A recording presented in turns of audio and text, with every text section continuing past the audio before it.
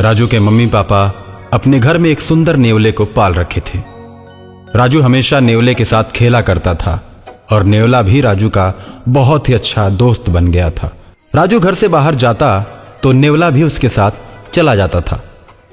राजू के घर के पास एक पीपल का बड़ा सा पेड़ था जिसके नीचे एक विषैला सांप रहता था।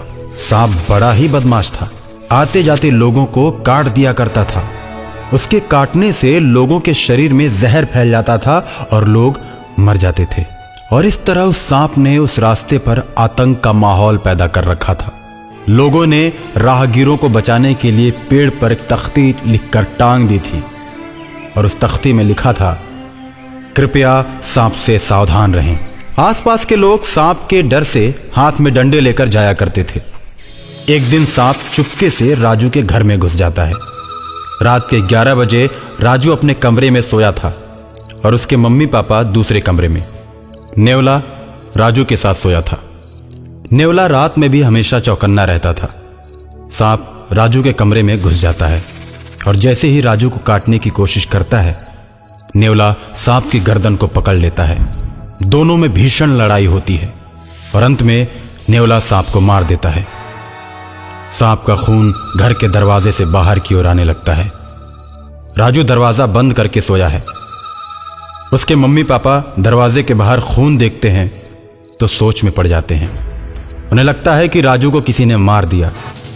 वो लोग दरवाजे को पीटते हैं, लेकिन गहरी नींद में सोया राजू जग नहीं पाता। नेवला किसी तरह दरवाजे को खोलता है और बाहर आता है। राजू के मम्मी पापा मन में ये सोचते हैं कि नेवले ने ही मेरे बच्चे को मार दिया। इस तरह का विचार आते ही वे दोनों नेवले को पीट पीट कर मार देते हैं। नेवला वहीं तड़प कर दम तोड़ देता है।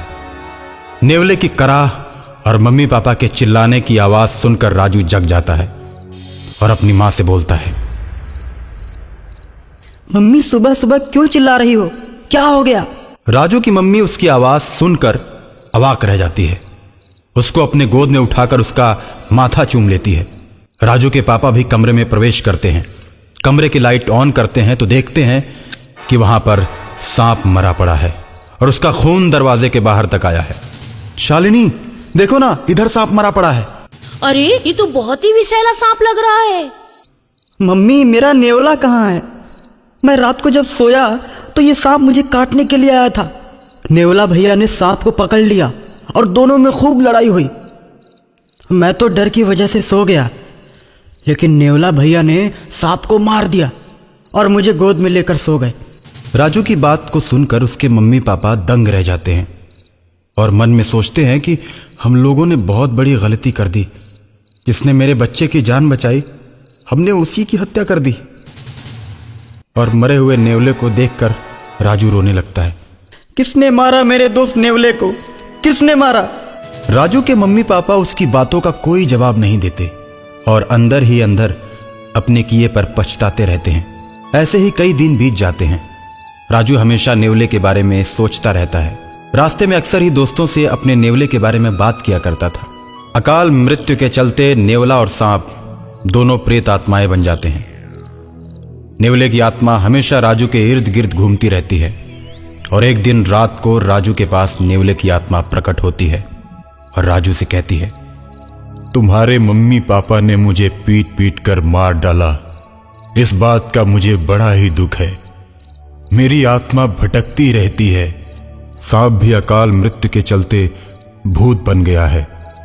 वो तुम पर हमला कर सकता है, लेकिन तुम मेरे अच्छे दोस्त हो, इसलिए मैं उससे तुमको बचाने के लिए हमेशा तुम्हारे साथ ही रहता हूं। राजू नेवले की आत्मा से प्रेम करने लगता है और नेवले की बात सुनकर मम्मी पापा से रूठ जाता है। जब उसे मनाने की कोशिश वो दोनों करते हैं और तरह तरह के खिलौने राजू को लाकर देते हैं। मेरे दोस्त नेवले को तुम दोनों ने पीट पीट कर मार डाला।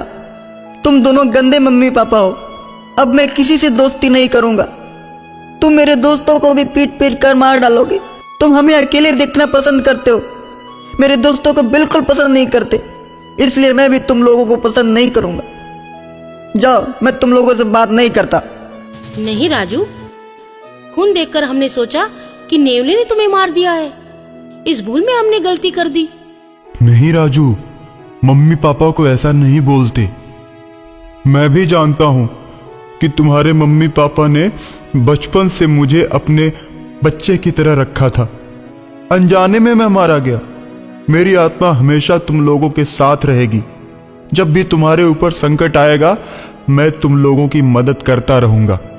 और अचानक एक दिन सांप का भूत राजू को मारने के लिए आता है। राजू को अपनी पूंछ में लपेटकर हवा में उड़ जाता है। राजू मदद के लिए अपने दोस्त नेवले को याद करता है। सांप जैसे ही राजू को ऊपर ले जाकर पटकना चाहता है, नेवला वहां पहुंच जाता है और राजू को सांप के चंगुल से छुड़ा लेता है। सांप नेवले पर टूट पड़ता है।